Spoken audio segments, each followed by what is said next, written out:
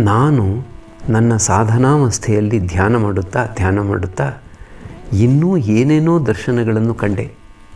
ನಾನು ಒಮ್ಮೆ ಬಿಲ್ವ ವೃಕ್ಷದ ಕೆಳಗೆ ಧ್ಯಾನ ಮಾಡುತ್ತಿದ್ದಾಗ ಪಾಪಪುರುಷ ನನ್ನ ಎದುರಿಗೆ ಬಂದು ಹಲವಾರು ವಿಧದಿಂದ ನನ್ನನ್ನು ಲೋಭಪಡಿಸಲು ಪ್ರಯತ್ನಿಸಿದ.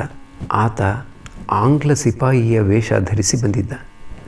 ಆತ ನನಗೆ ಹಣ, ಕೀರ್ತಿ, ಹೆಂಗಸಿನ ಸುಖ, ಅನೇಕ ವಿಧವಾದ ಶಕ್ತಿಗಳು ಮೊದಲಾದವುಗಳನ್ನು ದೊರಕಿಸಿಕೊಡಲು ಇಚ್ಛಿಸಿದ. ಆಗ ಭಗವತಿಯನ್ನು ಪ್ರಾರ್ಥನೆ ಮಾಡಲಾರಂಭಿಸಿದೆ. ಇವೆಲ್ಲ ಬಹಳ ಗೋಪ್ಯವಾದ ವಿಷಯಗಳು. ಭಗವತಿ ಕಾಣಿಸಿಕೊಂಡಳು. ತಾಯೇ, ಆತನನ್ನು ಕತ್ತರಿಸಿ ಹಾಕು ಅಂತ ನಾನು ಆಕೆಗೆ ಹೇಳಿದೆ. ಭಗವತಿಯ ಆ ರೂಪು, ಆ ಭುವನ ಮೋಹನ ರೂಪು ನನ್ನ ಕಣ್ಣಿಗೆ ಕಟ್ಟಿದ ಹಾಗೆ ಇದೆ. ಆಕೆ ಜಗನ್ಮಾತೆಯ ರೂಪವನ್ನು ಧರಿಸಿ ನನ್ನ ಎದುರಿಗೆ ಬಂದಿದ್ದಳು. ಆಕೆಯ ದೃಷ್ಟಿ ಈ ಜಗತ್ತನ್ನೇ ನಡುಗಿಸುತ್ತಿರುವಂತೆ ತೋರುತ್ತಿತ್ತು. ಪರಮಹಂಸರು ಸ್ವಲ್ಪ ಹೊತ್ತು ಸುಮ್ಮನೆ ಕುಳಿತಿದ್ದು ಮತ್ತೆ ಹೇಳಿದರು, ಇನ್ನೂ ಎಷ್ಟೋ ಬೇರೆಯ ದರ್ಶನಗಳನ್ನು ಕಂಡೆ, ಆದರೆ ಹೇಳಲು ಆಗುತ್ತಿಲ್ಲ. ಯಾರೋ ನನ್ನ ಬಾಯನ್ನು ಮುಚ್ಚಿ ಹಿಡಿದಂತೆ ಅನುಭವವಾಗುತ್ತದೆ. ನುಗ್ಗೆ ಎಲೆ, ತುಳಸಿ, ಪತ್ರೆ ಪವಿತ್ರತೆಯಲ್ಲಿ ಸರಿಸಮನಾಗಿ ತೋರುತ್ತಿದ್ದವು. ಭೇದ ಬುದ್ಧಿ ಸಂಪೂರ್ಣವಾಗಿ ನಾಶವಾಗಿ ಬಿಟ್ಟಿತು. ಒಮ್ಮೆ ನಾನು ಆಲದ ಮರದ ಕೆಳಗೆ ಕುಳಿತು ಧ್ಯಾನ ಮಾಡುತ್ತಿದ್ದಾಗ ಭಗವತಿ ನನಗೆ ಉದ್ದವಾದ ಗಡ್ಡವಿದ್ದ ಒಬ್ಬ ಮುಸಲ್ಮಾನನನ್ನು ತೋರಿಸಿದಳು. ಆತ ಒಂದು ಮಣ್ಣಿನ ತಟ್ಟೆಯಲ್ಲಿ ಅನ್ನ ತುಂಬಿಕೊಂಡು ನನ್ನ ಹತ್ತಿರಕ್ಕೆ ಬಂದ. ಅದನ್ನು ಕೆಲವು ಮುಸಲ್ಮಾನರಿಗೆ ಹಂಚಿ ನನಗೂ ಸ್ವಲ್ಪ ಕೊಟ್ಟು ಹೋದ. ಭಗವತಿ ನನಗೆ ತೋರಿಸಿದಳು, ನಿಜವಾಗಿ ಇರುವುದು ಒಂದಲ್ಲದೆ ಎರಡಲ್ಲ ಅಂತ. ಕೇವಲ ಸಚ್ಚಿದಾನಂದನೇ ಈ ಎಲ್ಲ ರೂಪಗಳನ್ನು ಧರಿಸಿದ್ದಾನೆ. ಆತನೇ ಈ ಜೀವ ಜಗತ್ತಾಗಿದ್ದಾನೆ. ಆತನೇ ಅನ್ನ ಆಗಿದ್ದಾನೆ ಅಂತ. ಗಿರೀಶ, ಮಾಸ್ಟರ್ ಮೊದಲಾದವರಿಗೆ ನನ್ನದು ಬಾಲಕನ ಸ್ವಭಾವ. ಹೃದಯ ಹೇಳಿದ, ಮಾವ, ಭಗವತಿಯನ್ನು ಸ್ವಲ್ಪ ಶಕ್ತಿಗಾಗಿ ಪ್ರಾರ್ಥಿಸಿಕೊಳ್ಳಿ ಅಂತ. ಒಡನೆಯೇ ಅವನ್ನು ಬೇಡಲು ತಾಯ ಹತ್ತಿರಕ್ಕೆ ಹೋದೆ. ಭಗವತಿ ನನ್ನನ್ನು ಅಂಥ ಅವಸ್ಥೆಯಲ್ಲಿ ಇಟ್ಟಿದ್ದಾಳೆ. ಯಾರು ನನ್ನ ಹತ್ತಿರ ಇರುತ್ತಾರೋ ಆತ ಹೇಳಿದಂತೆ ನಡೆದುಕೊಂಡು ಬಿಡಬೇಕಾಗುತ್ತದೆ. ಯಾವ ರೀತಿಯಾಗಿ ಚಿಕ್ಕ ಮಕ್ಕಳ ಹತ್ತಿರ ಯಾರೂ ಇಲ್ಲದೇ ಇದ್ದರೆ ಅದಕ್ಕೆ ದಿಕ್ಕೇ ತೋರದಂತಾಗುತ್ತದೆಯೋ ನನಗೂ ಹಾಗೆಯೇ ಆಗುತ್ತಿತ್ತು. ಹೃದಯ ನನ್ನ ಬಳಿಯಲ್ಲಿ ಇಲ್ಲದೇ ಇದ್ದರೆ ಪ್ರಾಣ ಇನ್ನೇನು ಹೊರಟು ಹೋಗುವುದೋ ಏನೋ ಎಂಬಂತಾಗುತ್ತಿತ್ತು. ಆಗೋ ನೋಡು, ಮತ್ತೆ ನನಗೆ ಆ ಅವಸ್ಥೆ ಬಂದು ಬಿಡುತ್ತಾ ಇದೆ. ನಿಮ್ಮೊಡನೆ ಮಾತನಾಡುತ್ತಾ ಇದ್ದ ಹಾಗೆಯೇ ನನಗೆ ಭಗವಂತನ ಸಂಬಂಧವಾಗಿ ಉದ್ದೀಪನೆ ಆಗಿಬಿಡುತ್ತಾ ಇದೆ.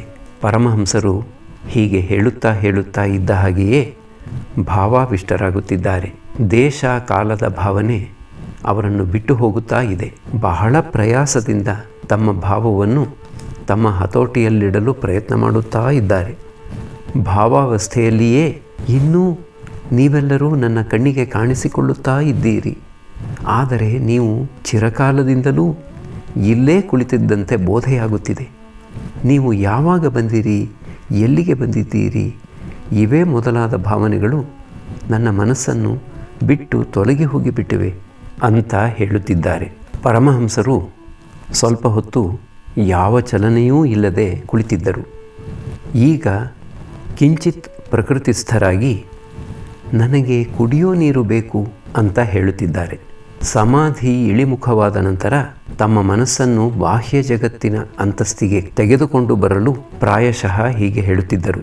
ಗಿರೀಶ ಹೊಸದಾಗಿ ಬಂದಿದ್ದಾನೆ, ಇದೆಲ್ಲ ಆತನಿಗೆ ಗೊತ್ತಿಲ್ಲ. ಎದ್ದು ನೀರು ತರಲು ಹೊರಟ. ಪರಮಹಂಸರು ತರಬೇಡವೆಂದು ಅವನಿಗೆ ಸಂಜ್ಞೆ ಮಾಡಿ, ಬೇಡಪ್ಪ, ಈಗ ಕುಡಿಯುವುದಕ್ಕೆ ಆಗುವುದಿಲ್ಲ ಅಂತ ಹೇಳಿದರು. ಪರಮಹಂಸರು ಮತ್ತು ಭಕ್ತರು ಸ್ವಲ್ಪ ಹೊತ್ತು ಸುಮ್ಮನೆ ಕುಳಿತಿದ್ದರು. ಈಗ ಪರಮಹಂಸರು ಮಾತನಾಡಲಾರಂಭಿಸಿದ್ದಾರೆ. ಶ್ರೀರಾಮಕೃಷ್ಣರು ಮಾಸ್ಟರಿಗೆ, ಏನು ಈ ಗೋಪ್ಯ ವಿಷಯಗಳನ್ನೆಲ್ಲ ನಿಮಗೆ ತಿಳಿಸಿಬಿಟ್ಟಿದ್ದರಿಂದ ನಾನು ತಪ್ಪು ಮಾಡಿದ ಹಾಗಾಯಿತೇನು? ಮಾಸ್ಟರ್ ಇದಕ್ಕೆ ಏನು ಉತ್ತರವನ್ನು ತಾನೇ ಕೊಡಬಲ್ಲ. ಸುಮ್ಮನೆ ಕುಳಿತಿದ್ದಾನೆ. ಶ್ರೀರಾಮಕೃಷ್ಣರು: ಇಲ್ಲ, ತಪ್ಪು ಮಾಡಿದಂತೆ ಏಕೆ ಆದೀತು? ಜನರ ಹೃದಯದಲ್ಲಿ ಭಗವಂತನ ಸಂಬಂಧವಾಗಿ ನಂಬಿಕೆ ಹುಟ್ಟಲಿ ಅಂತ ನಾನು ಇದನ್ನೆಲ್ಲ ಹೇಳುತ್ತಿರುವುದು. ಸ್ವಲ್ಪ ಹೊತ್ತಾದ ಮೇಲೆ ಪರಮಹಂಸರು ಬಹಳ ನಮ್ರತೆಯಿಂದ ಮಾಸ್ಟರಿಗೆ ಹೇಳುತ್ತಿದ್ದಾರೆ: ಆತನನ್ನು ದಯವಿಟ್ಟು ಇಲ್ಲಿಗೆ ಕರೆದುಕೊಂಡು ಬರುತ್ತೀಯಾ? ಆತನನ್ನು ಎಂದರೆ ಪೂರ್ಣನನ್ನು. ಮಾಸ್ಟರ್ ಸ್ವಲ್ಪ ಹೊತ್ತು ಯೋಚಿಸಿ, ಆಗಲಿ, ಈಗಲೇ ಹೇಳಿ ಕಳುಹಿಸುತ್ತೇನೆ ಎಂದ. ಶ್ರೀರಾಮಕೃಷ್ಣರು ಉತ್ಸುಕತೆಯಿಂದ: ಪೂರ್ಣನಲ್ಲಿ ನಾನು ನನ್ನ ಗುರಿಯನ್ನು ಮುಟ್ಟಿಬಿಟ್ಟಿದ್ದೇನೆ.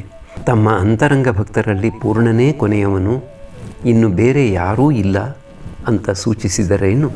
ಬಳಿಕ ಪರಮಹಂಸರು ಗಿರೀಶ, ಮಾಸ್ಟರ್ ಮೊದಲಾದವರನ್ನು ಸಂಬೋಧಿಸಿ ತಮ್ಮ ಮಹಾಭಾವದ ಅವಸ್ಥೆಯ ಸಂಬಂಧವಾಗಿ ವರ್ಣಿಸಲಾರಂಭಿಸಿದರು.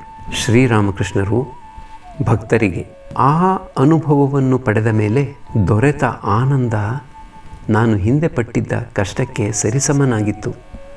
ಮಹಾಭಾವ ಎಂಬುದು ಭಗವಂತನ ಭಾವ. ಅದು ದೇಹ ಮತ್ತು ಮನಸ್ಸನ್ನು ಬುಡಮಟ್ಟ ಅಲುಗಾಡಿಸಿಬಿಡುತ್ತದೆ. ಒಂದು ಭಾರೀ ಆನೆ ಒಂದು ಪುಟ್ಟ ಗುಡಿಸಲನ್ನು ಹೊಕ್ಕರೆ ಹೇಗೋ ಹಾಗೆ ಇದು. ಆ ಗುಡಿಸಲಿನ ಅಸ್ಥಿಭಾರವೆಲ್ಲ ಸುಮ್ಮನೆ ಅದುರಲಾರಂಭಿಸುತ್ತದೆ. ಬಹುಶಃ ಆ ಗುಡಿಸಲು ಕೆಳಕ್ಕೆ ಬಿದ್ದು ಪುಡಿ ಪುಡಿಯಾದರೂ ಆಗಿಬಿಡಬಹುದು. ಭಗವಂತನ ವಿರಹದಿಂದ ಉಂಟಾಗುವ ತಾಪ ಸಾಮಾನ್ಯವಾದುದೇನಲ್ಲ. ಯಾವ ಮರದ ಕೆಳಗೆ ರೂಪ ಮತ್ತು ಸನಾತನ ಕುಳಿತುಕೊಳ್ಳುತ್ತಿದ್ದರೋ ಆ ಮರದ ಎಲೆ ಅವರ ವಿರಹ ತಾಪದಿಂದ ಸೀದು ಕಪ್ಪಾಗಿ ಹೋಗುತ್ತಿದ್ದಿತಂತೆ. ನನ್ನ ಆ ಅವಸ್ಥೆಯಲ್ಲಿ 3 ದಿನಗಳವರೆಗೆ ಪ್ರಜ್ಞೆಯೇ ಇಲ್ಲದವನ ಹಾಗೆ ಬಿದ್ದಿದ್ದೆ. ಕೈಕಾಲು ಅಲ್ಲಾಡಿಸಲೂ ಸಹ ಆಗುತ್ತಿರಲಿಲ್ಲ. ಬಿದ್ದ ಜಾಗದಲ್ಲಿಯೇ ಸುಮ್ಮನೆ ಬಿದ್ದಿರುತ್ತಿದ್ದೆ. ಪ್ರಜ್ಞೆ ಬಂದ ನಂತರ ಭೈರವಿ ಬ್ರಾಹ್ಮಣಿ ನನಗೆ ಸ್ನಾನ ಮಾಡಿಸುವುದಕ್ಕೆ ಕೈ ಹಿಡಿದು ಕರೆದುಕೊಂಡು ಹೋದಳು. ಆದರೆ ತಾಪದ ದೆಸೆಯಿಂದ ನೇರವಾಗಿ ಆಕೆ ನನ್ನ ಕೈಯನ್ನು ಹಿಡಿದುಕೊಳ್ಳಲಾಗಲಿಲ್ಲ. ಅದಕ್ಕಾಗಿ ಆಕೆ ನನ್ನ ಶರೀರವನ್ನು ಮಂದವಾದ ಬಟ್ಟೆಯಿಂದ ಹೊದ್ದಿಸಿ ಅದರ ಮೇಲೆ ತನ್ನ ಕೈಯನ್ನಿಟ್ಟು ನನ್ನನ್ನು ಹಿಡಿದುಕೊಂಡು ಸ್ನಾನಘಟ್ಟಕ್ಕೆ ಕರೆದುಕೊಂಡು ಹೋದಳು. ನನ್ನ ಶರೀರಕ್ಕೆ ಅಂಟಿಕೊಂಡಿದ್ದ ಮಣ್ಣು ಸುಟ್ಟು ಹೋಗಿತ್ತು. ಆ ಅವಸ್ಥೆಯಲ್ಲಿ ನನ್ನ ಬೆನ್ನುಹುರಿಯ ಮೂಲಕ ನೇಗಿಲು ಹರಿದು ಹೋಗುತ್ತಿರುವಂತೆ ಅನುಭವವಾಗುತ್ತಿತ್ತು. ಆಗ ಕೂಗಿಕೊಳ್ಳುತ್ತಿದ್ದೆ, ನನ್ನ ಪ್ರಾಣ ಹೋಗುತ್ತಿದೆ, ನನ್ನ ಪ್ರಾಣ ಹೋಗುತ್ತಿದೆ ಅಂತ. ಆದರೆ ಬಳಿಕ ಬಹಳ ಆನಂದದಿಂದ ಇದ್ದೆ. ಭಕ್ತರೆಲ್ಲರೂ ಪರಮಹಂಸರು ಅನುಭವಿಸಿದ ಮಹಾಭಾವಾವಸ್ಥೆಯ ವರ್ಣನೆಯನ್ನು ಉಸಿರೇ ನಿಂತು ಹೋದವರಂತೆ ಕೇಳಿದರು. ಶ್ರೀರಾಮಕೃಷ್ಣರು ಗಿರೀಶನಿಗೆ, ನೀವೆಲ್ಲ ಅಷ್ಟು ದೂರ ಹೋಗಬೇಕಾದ ಅವಶ್ಯಕತೆ ಏನಿಲ್ಲ. ನನ್ನ ಅನುಭವಗಳು ಒಂದು ಆದರ್ಶಕ್ಕಾಗಿ ಮಾತ್ರವೇ. ನಿಮ್ಮ ಮನಸ್ಸು 10 ವಸ್ತುಗಳ ಕಡೆಗೆ ಹರಿದು ಹೋಗುತ್ತಿದೆ. ನನ್ನದು ಒಂದರ ಕಡೆಗೇನೆ. ನನಗೆ ಭಗವಂತನೊಬ್ಬನ ವಿನಾ ಬೇರೆ ಏನೂ ಬೇಕಾಗಿಲ್ಲ. ಇದೆಲ್ಲ ಆತನ ಕೃಪೆ ಮಾತ್ರ. ನಗುತ್ತಾ, ಕಾಡಿನಲ್ಲಿ ಕೊಂಬೆಯನ್ನೇ ಒಡೆಯದೆ ನೇರವಾಗಿ ಬೆಳೆದುಕೊಂಡು ಹೋಗಿರುವ ಮರಗಳೂ ಇವೆ, 10 ಕೊಂಬೆಗಳಿಂದ ಕೂಡಿದ ಮರಗಳೂ ಇವೆ. ಎಲ್ಲರೂ ನಗುತ್ತಿದ್ದಾರೆ. ಹೌದು, ನನ್ನ ಅನುಭವಗಳು ಒಂದು ಆದರ್ಶಕ್ಕಾಗಿ ಮಾತ್ರವೇ. ಆದರೆ ನೀವು ಮಾತ್ರ ಸಂಸಾರದಲ್ಲಿ ಅನಾಸಕ್ತರಾಗಿ ಇರಬೇಕು. ಸಂಸಾರದ ಬಗ್ಗಡ ಶರೀರಕ್ಕೇನೋ ತಾಗಿಯೇ ತಾಗುತ್ತದೆ. ಆದರೆ ಬದಿಯಲ್ಲಿ ವಾಸಿಸುವ ಮೀನಿನೋಪಾದಿಯಲ್ಲಿ ಅದನ್ನು ತೊಳೆದುಕೊಂಡು ಬಿಡಬೇಕು. ಇಚ್ಛೆಯಾದರೆ ಈ ಸಂಸಾರವೆಂಬ ಕಳಂಕ ಸಾಗರದಲ್ಲಿ ಈಜಾಡಿ. ಆದರೆ ಆ ಕಳಂಕ ನಿಮ್ಮ ಶರೀರವನ್ನು ಕರೆ ಮಾಡದ ಹಾಗೆ ಮಾತ್ರ ನೋಡಿಕೊಳ್ಳಿ. ಗಿರೀಶ ನಗುತ್ತಾ, ನೀವು ವಿವಾಹವಾಗಬೇಕಾಗಿ ಬಂದಿತಲ್ಲ. ನಗು. ಶ್ರೀರಾಮಕೃಷ್ಣರು ನಗುತ್ತಾ, ಸಂಸ್ಕಾರ ಪಡೆಯುವುದಕ್ಕಾಗಿ ವಿವಾಹವಾಗಬೇಕಾಗುತ್ತದೆ. ಆದರೆ ನಾನು ಸಂಸಾರಿಯ ಜೀವನವನ್ನು ನಡೆಸುವ ಬಗೆ ಹೇಗೆ? ಭಗವದ್ಭಾವನೆ ಅಂಥದ್ದು. ಎಷ್ಟೊಂದು ಸಲ ಯಜ್ಞೋಪವೀತವನ್ನು ಹಾಕಿಕೊಂಡರೂ ಅದು ಬಿದ್ದು ಬಿದ್ದು ಹೋಗುತ್ತಲೇ ಇರುತ್ತಿತ್ತು. ಸಂಸ್ಕಾರಾರ್ಥವಾಗಿ ಶುಕದೇವನಿಗೂ ಕೂಡ ವಿವಾಹವಾಗಿತ್ತು, ಆತನಿಗೆ ಒಬ್ಬ ಮಗಳು ಕೂಡ ಇದ್ದಳು ಅಂತ ಅವರು ಹೇಳುವುದುಂಟು. ಎಲ್ಲರೂ ನಗುತ್ತಾರೆ. ಕಾಮಕಾಂಚನವೇ ಸಂಸಾರ. ಅವು ಭಗವಂತನನ್ನು ಮರೆಯುವಂತೆ ಪ್ರೇರೇಪಿಸುತ್ತವೆ. ಗಿರೀಶ, ಎಲ್ಲಿ ಕಾಮಕಾಂಚನ ನಮ್ಮನ್ನು ಬಿಡಲೊಲ್ಲದಲ್ಲ. ಶ್ರೀರಾಮಕೃಷ್ಣರು, ವ್ಯಾಕುಲ ಚಿತ್ತದಿಂದ ಆತನನ್ನು ಪ್ರಾರ್ಥಿಸು. ವಿವೇಕಕ್ಕಾಗಿ ಆತನಿಗೆ ಪ್ರಾರ್ಥನೆ ಮಾಡಿಕೊ. ಭಗವಂತನೊಬ್ಬನೇ ಸತ್ಯ, ಉಳಿದುದೆಲ್ಲ ಅನಿತ್ಯ. ವಿವೇಕ ಎಂಬುದು ಇದೇನೆ. ನೀರು ಸೋಸೋ ಯಂತ್ರದಿಂದ ನೀರನ್ನು ಶೋಧಿಸಿ ತೆಗೆದುಕೊಳ್ಳಬೇಕು. ಕೊಳೆಯನ್ನು ಹಿಂದೆ ಬಿಟ್ಟು ಶುದ್ಧವಾದ ನೀರು ಈ ಯಂತ್ರದಿಂದ ಹೊರಕ್ಕೆ ಬರುತ್ತದೆ. ವಿವೇಕವೆಂಬ ನೀರು ಸೋಸೋ ಯಂತ್ರವನ್ನು ಈ ಸಂಸಾರ ಸಾಗರದಲ್ಲಿ ಉಪಯೋಗಿಸು. ಮೊದಲು ಆತನ ಸಾಕ್ಷಾತ್ಕಾರವನ್ನು ಪಡೆದು ಬಳಿಕ ಬೇಕಾದರೆ ಸಂಸಾರದಲ್ಲಿ ಇರು. ಆಗ ಅದು ವಿದ್ಯೆಯ ಸಂಸಾರವಾಗುತ್ತದೆ. ಹೆಂಗಸರು ಎಂದರೆ ಅವಿದ್ಯಾರೂಪಿಣಿ ಹೆಂಗಸರ ಮೋಹಿನಿ ಶಕ್ತಿಯನ್ನು ನೋಡು. ಅವರು ಪುರುಷರ ಮೇಲೆ ಮಂಕುಬೂದಿ ಎರಚಿ ಅವರ ಸತ್ವವನ್ನೆಲ್ಲ ಹೀರಿ ಅವರನ್ನು ಯಾವ ಕೆಲಸಕ್ಕೂ ಬಾರದವರನ್ನಾಗಿ ಮಾಡಿಬಿಡುತ್ತಾರೆ. ಗಂಡಸು ಹೆಂಗಸು ಇಬ್ಬರೂ ಒಟ್ಟಿಗೆ ಕುಳಿತಿರುವುದನ್ನು ನೋಡಿದೊಡನೆಯೇ ಆಗ ನನಗೆ ನಾನೇ ಹೇಳಿಕೊಳ್ಳುತ್ತೇನೆ, ಹಾ ದೇವರೇ, ಇವರ ಗತಿ ಮುಗಿಯಿತು ಅಂತ ಮಾಸ್ಟರ್ ಕಡೆ ನೋಡುತ್ತಾ. ಹಾರು ಎಂಥ ಒಳ್ಳೆ ಹುಡುಗ, ಆತನನ್ನು ಒಂದು ಹೆಣ್ಣು ದೆವ್ವ ಮೆಟ್ಟಿಕೊಂಡು ಬಿಟ್ಟಿದೆ. ಹಾರು ಎಲ್ಲಿ ಅಂತ ಹುಡುಕಿ ನೋಡಿದಾಗ ಅವನು ಇನ್ನು ಬೇರೆ ಎಲ್ಲಿ ಇರುತ್ತಾನೆ. ಹೋಗಿ ನೋಡಿದರೆ ಆತ ಆ ಆಲದ ಮರದ ಕೆಳಗೆ ಸುಮ್ಮನೆ ಕುಳಿತಿದ್ದಾನೆ. ಆತನ ಮುಖದಲ್ಲಿ ಹಿಂದಿನ ತೇಜಸ್ಸಿಲ್ಲ, ಆನಂದವಿಲ್ಲ, ರೂಪಿಲ್ಲ. ಹಾ ದೇವರೇ, ಆತನನ್ನು ಆ ಆಲದ ಮರದಲ್ಲಿ ವಾಸಿಸೋ ಹೆಣ್ಣು ದೆವ್ವ ಮೆಟ್ಟಿಕೊಂಡು ಬಿಟ್ಟಿದೆಯಲ್ಲ. ಹೆಂಗಸೇನಾದರೂ ತನ್ನ ಪತಿಗೆ ಅಲ್ಲಿಗೆ ಹೋಗಿ ಬನ್ನಿ ಅಂತ ಹೇಳಿದರೆ ಆತ ಎದ್ದು ಒಡನೆಯೇ ಅಲ್ಲಿಗೆ ಹೊರಡಲು ಸಿದ್ಧನಾಗುತ್ತಾನೆ. ಆಕೆ ಇಲ್ಲಿ ಕುಳಿತಿರಿ ಅಂತ ಹೇಳಿದರೆ ಒಡನೆಯೇ ಅಲ್ಲಿ ಕುಳಿತಿರಲು ಪ್ರಯತ್ನಿಸುತ್ತಾನೆ.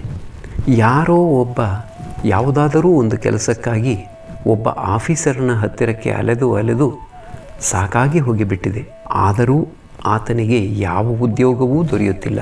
ಆತ ಆಫೀಸರನ್ನು ಸಂಧಿಸಿದಾಗಲೆಲ್ಲ ಆ ಆಫೀಸರು ಹೇಳುತ್ತಿದ್ದ, ಈಗ ಇಲ್ಲಿ ಯಾವ ಕೆಲಸವೂ ಖಾಲಿ ಇಲ್ಲ, ಆದರೆ ಆಗಾಗ ಬಂದು ನನ್ನನ್ನು ನೋಡಿ ಹೋಗುತ್ತಿರು ಅಂತ. ಈ ರೀತಿಯಾಗಿಯೇ ಬಹಳ ಕಾಲ ಉರುಳಿ ಹೋಯಿತು. ಕೊನೆಗೆ ಅವನು ಅತ್ಯಂತ ನಿರಾಶನಾಗಿ ಬಿಟ್ಟ. ಒಂದು ದಿನ ಆತ ತನ್ನ ಸ್ನೇಹಿತನ ಮುಂದೆ ಕುಳಿತು ತನ್ನ ದುಃಖವನ್ನು ಹೇಳಿಕೊಂಡ. ಆಗ ಸ್ನೇಹಿತ, ನೀನು ಎಂಥ ಮಂಕುದಿಣ್ಣೆ, ಆತನ ಹತ್ತಿರಕ್ಕೆ ಅಲೆದು ಏಕೆ ಕಾಲನ್ನು ಸವೆಸಿಕೊಂಡೆ? ಹೋಗಿ ಗುಲಾಬಮ್ಮನ ಕಾಲು ಹಿಡಿ, ನಿನಗೆ ನಾಳೆ ದಿನವೇ ಅಲ್ಲಿ ಕೆಲಸ ದೊರಕಿಬಿಡುತ್ತದೆ ಅಂತ ಹೇಳಿದ. ಉಮೇದುವಾರ ಹೇಳಿದ, ಉಮೇದುವಾರ ಹಾಗೇನು, ನೋಡು ಈಗಲೇ ಹೊರಟೆ ಅಂತ ಹೇಳಿದ. ಗುಲಾಬಮ್ಮ ಆ ಆಫೀಸರನ ಉಪಪತ್ನಿ. ಅವನು ಆಕೆಯನ್ನು ಕಂಡು ಹೇಳಿದ, ತಾಯಿಯೇ, ನಾನು ಮಹಾ ವಿಪತ್ತಿಗೆ ಸಿಕ್ಕಿಕೊಂಡಿದ್ದೇನೆ. ತಾವು ಹೇಗಾದರೂ ಮಾಡಿ ನನ್ನನ್ನು ಅದರಿಂದ ಪಾರು ಮಾಡಿಸಬೇಕು. ನಾನು ಒಬ್ಬ ಬಡ ಬ್ರಾಹ್ಮಣ, ಬೇರೆಲ್ಲಿಗೆ ತಾನೇ ನಾನು ಸಹಾಯಕ್ಕಾಗಿ ಹೋಗಲಿ? ಬಹಳ ದಿನಗಳಿಂದ ಯಾವ ಕೆಲಸ ಕಾರ್ಯವೂ ಸಿಕ್ಕದೆ ಸುಮ್ಮನೆ ಅಲಿಯುತ್ತಿದ್ದೇನೆ. ಮಕ್ಕಳು ಮರಿಗಳು ಹೊಟ್ಟೆಗಿಲ್ಲದೆ ಸಾಯುತ್ತಿದ್ದಾರೆ. ತಾವು ಒಂದು ಮಾತು ಹೇಳಿಬಿಟ್ಟರೆಯೇ ಸಾಕು, ನನಗೆ ಉದ್ಯೋಗ ದೊರೆತು ಬಿಡುತ್ತದೆ. ಗುಲಾಬಮ್ಮ, ಮಗು, ನಾನು ಯಾರಿಗೆ ಹೇಳಬೇಕು ಅಂತ ಕೇಳಿದಳು. ಅಯ್ಯೋ ಪಾಪ, ಬಡ ಬ್ರಾಹ್ಮಣ ಬಹಳ ಕಷ್ಟದಲ್ಲಿ ಸಿಕ್ಕಿಕೊಂಡಿದ್ದಾನೆ ಅಂತ ಆಕೆ ತನಗೆ ತಾನೇ ಹೇಳಿಕೊಂಡಳು. ಉಮೇದುವಾರ ಹೇಳಿದ, ತಾವು ಆಫೀಸರ ಕಿವಿಗೆ ಒಂದು ಮಾತು ಹಾಕಿದರೆ ಸಾಕು, ನನಗೆ ಕೆಲಸ ನಿಶ್ಚಯವಾಗಿ ದೊರೆತು ಬಿಡುತ್ತದೆ ಅಂತ. ಗುಲಾಬಮ್ಮ, ನಾನು ಹಿಂದೆ ಆಫೀಸರಿಗೆ ಹೇಳಿ ನಿನಗೊಂದು ಕೆಲಸ ಮಾಡಿಸಿ ಕೊಟ್ಟು ಬಿಡುತ್ತೇನೆ ಅಂತ ಹೇಳಿದಳು. ಆ ಮಾರನೇ ದಿನವೇ ಆತನ ಮನೆಗೆ ಆಫೀಸಿನಿಂದ ಒಬ್ಬ ಜವಾನ ಬಂದು ಹೇಳಿದ, ನೀನು ಇಂದಿನಿಂದಲೇ ಆಫೀಸಿನಲ್ಲಿ ಕೆಲಸ ಮಾಡಬೇಕಾಗಿದೆ ಅಂತ. ಆ ಆಫೀಸರು ತನ್ನ ಆಂಗ್ಲಧಣಿಗೆ ಹೇಳಿದ, ಈ ಮನುಷ್ಯ ಬಹಳ ಸಮರ್ಥನಾದ ಕೆಲಸಗಾರ, ನಾನು ಈತನನ್ನು ಕೆಲಸಕ್ಕೆ ತೆಗೆದುಕೊಂಡಿದ್ದೇನೆ. ನಮ್ಮ ಕಂಪನಿ ಈತನಿಂದ ಬಹಳ ಮೇಲ್ಮೆಗೆ ಬರುತ್ತದೆ. ಎಲ್ಲರೂ ಕಾಮಕಾಂಚನದಿಂದ ಮೋಹಿತರಾಗಿ ಹೋಗಿದ್ದಾರೆ, ಆದರೆ ನನಗೆ ಮಾತ್ರ ಅವೆಲ್ಲ ಒಂದು ಕಿಂಚಿತ್ತೂ ರುಚಿಸುತ್ತಿಲ್ಲ. ಬೇಕಾದರೆ ನಾನು ಆಣೆ ಇಟ್ಟು ಭಗವಂತನೊಬ್ಬನ ವಿನ ನನಗೆ ಬೇರೆ ಏನೂ ಗೊತ್ತಿಲ್ಲ ಅಂತ ಹೇಳುತ್ತೇನೆ. ಒಬ್ಬ ಭಕ್ತ: ಮಹಾಶಯರೇ, ನವಹುಲ್ಲೋಲ ಹೆಸರಿನ ಒಂದು ಮತ ಈಗ ಹುಟ್ಟಿದೆ. ಲಲಿತ ಚಟ್ಟೋಪಾಧ್ಯಾಯ ಅದರ ಸದಸ್ಯ. ಶ್ರೀರಾಮಕೃಷ್ಣರು: ಮತಗಳು ಅನೇಕ ಇವೆ, ಮತವಿದ್ದಂತೆ ಪಥ. ಆದರೆ ಪ್ರತಿಯೊಬ್ಬನೂ ಭಾವಿಸುತ್ತಾನೆ ತನ್ನ ಮತವೇ ಸತ್ಯ, ತನ್ನ ಗಡಿಯಾರವೇ ಸರಿಯಾಗಿ ನಡೆದುಕೊಂಡು ಹೋಗುತ್ತಿದೆ ಅಂತ. ಗಿರೀಶ ಮಾಸ್ಟರಿಗೆ: ಇದರ ಸಂಬಂಧವಾಗಿ ಪೋಪ್ ಏನು ಹೇಳುತ್ತಾನೆ ಎಂಬುದು ನಿನಗೆ ಗೊತ್ತೇನು? This with our judgements as our watches, none go just alike, yet each believes his own. ಶ್ರೀರಾಮಕೃಷ್ಣರು ಮಾಸ್ಟರಿಗೆ: ಇದರ ಅರ್ಥವೇನು? ಮಾಸ್ಟರ್: ಪ್ರತಿಯೊಬ್ಬನೂ ಭಾವಿಸುತ್ತಾನೆ ತನ್ನ ಗಡಿಯಾರ ಸರಿಯಾಗಿ ನಡೆದುಕೊಂಡು ಹೋಗುತ್ತಿದೆ ಅಂತ. ಆದರೆ ಯಾವ ಎರಡು ಗಡಿಯಾರ ತೆಗೆದುಕೊಂಡು ನೋಡಿದರೂ ಅವು ತೋರಿಸುವ ಸಮಯದಲ್ಲಿ ಪರಸ್ಪರ ಭೇದ ಇದ್ದೇ ಇರುತ್ತದೆ.